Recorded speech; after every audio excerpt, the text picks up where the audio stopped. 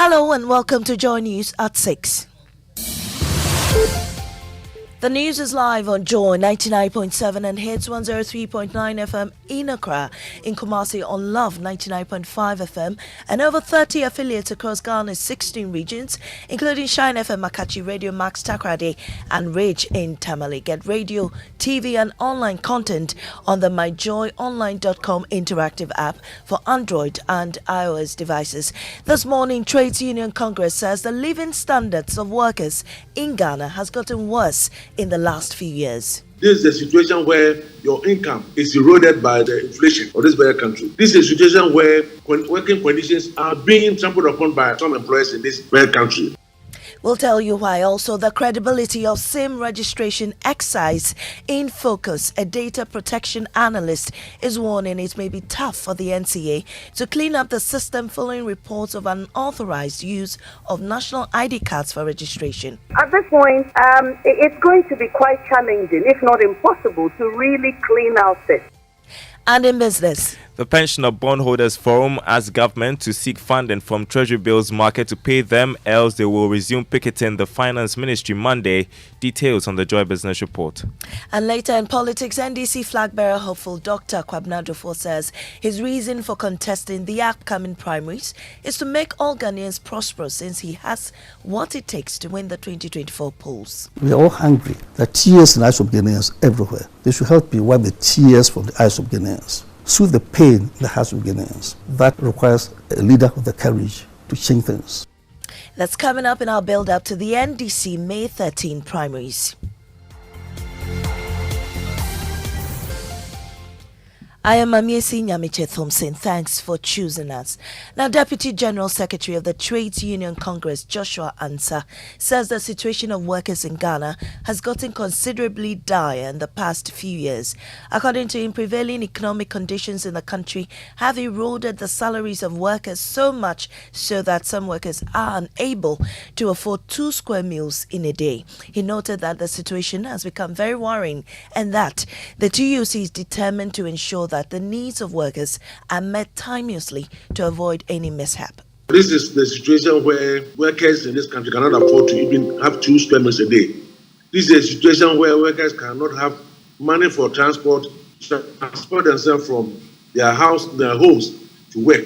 This is a situation where your income is eroded by the inflation of this very country. This is a situation where working conditions are being trampled upon by some employers in this very country. And because of our labor law, that is not too strong. That has, some of the articles have lived a usefulness. Remember, employers are doing whatever they want to workers in this very country. And we all look on. So I think that is the worst situation that we find out. So workers in this country are suffering. They are suffering in the sense that But Labour consultant Austin Gammon says the work of the National Tripartite Committee must not end with the determination of the national minimum wage. According to him, the role of the Tripartite Committee goes beyond minimum wage determination. Thus, he has called on the Trades Union Congress and government to utilize the platform it provides to find solutions to national issues. To be very clear in this respect, if you take example of some employers trampling down the rights of working people, clearly there are clear-cut, laid-down procedures to be followed. And labor law is not a legalistic document. It is an industrial relations document that have been carefully written to enable working people to have abundant opportunity to go through a process to have all their matters addressed.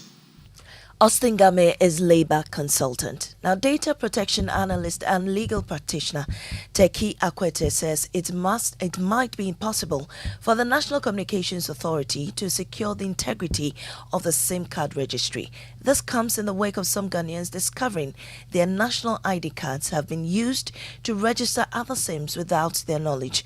Following the NCA releasing a shortcut for mobile users to check their registration records, it emerged that there were instances instances of unlawful registration. Listen to some Ghanaians express their frustration. I had 6 Vodafone numbers linked to my card. I don't use Vodafone. 9 Airtel Tigo numbers linked to my card. And I had 2 MTN numbers also linked to my card. Then I started asking myself the questions. So what if some crime has been committed already with any of these numbers? Using the code that was provided, which is *402*1#. And I was surprised to find out that another number apart from the ones I linked had been added without my consent. Now, data protection analyst Teki Akwete says securing the integrity of the system may prove tough for the NCA. It really defeats some of the purposes that was canvassed, which was one of the reasons why people like us kept advocating that when it comes to implementation of policies such as these, we need to take our time and do it, in a manner that ensures that you're able to have a credible system. At this point, it's going to be quite challenging, if not impossible, to really clean out this. Now, the National Disaster Management Organization has expressed its dissatisfaction with some residents at Tetegu near the Wager Dam who have refused to evacuate the area despite Ghana Water Company warning of possible flooding. The company had advised residents in these communities, including Wager, Oblogo, Tetegu, and Bawi, to evacuate before the full spillage of the Wager Dam. However, some residents at Tetegu have rejected the directive, saying dredging the dam is the way to go. With the number of people residing here, we have nowhere to go if we are to relocate from here. The government has to do something about the situation so that when the dam is opened, it will not cause too much havoc. There are a lot of people residing here. Normally, no. Now, NADMO's Communications Director George Aisi has expressed concern that the organization's operations in the area might suffer setbacks due to the residents' posture. It's difficult. It's difficult. But once we are not invoking any compelling laws to compulsorily take them out of the place, it's going to be difficult. The other argument they are saying, but once they are resisting, and as I said, we'll go ahead, but it will make the work a bit more difficult. To some politics now, NDC flag bearer hopeful Dr. Kwabena Dufo says his reason for contesting the upcoming primaries is to make all Ghanaians prosperous since he has what it takes to win the polls. The former finance minister Dr. Kwabena Dufo will on May 13 face stiff competition from front-runner John Dramani Mahama and Kojo Bonsu. Joseph Akable of our political desk reports. We are all hungry. We are hungry as people. There are tears in the eyes of Ghanaians everywhere. They should help me wipe the tears from the eyes of Ghanaians, soothe the pain in the hearts of Ghanaians. That requires a leader with the courage to change things, to change the status quo. That's what I will do. The state of Ghana's economy remains a major concern to the man touted for his economic prowess.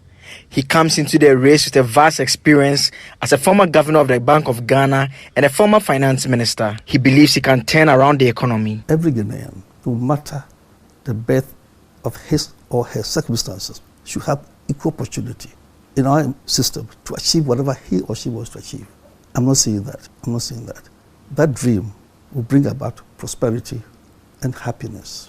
He will face off with former President John Dramani Mahama in Kojo Bonsu. The Economist Intelligence Unit in its April 2023 country report on Ghana noted that the NDC can revitalize its prospect of electoral victory with a new candidate such as Dr. Kwabena Dufo. The former finance minister believes he stands a better chance. I'll ask my colleagues to help me do that. No one person solves a problem. And no one person is big enough to do anything. And that was a report by Joseph Akable. Expect the best reports on the NDC primaries right here at your election headquarters.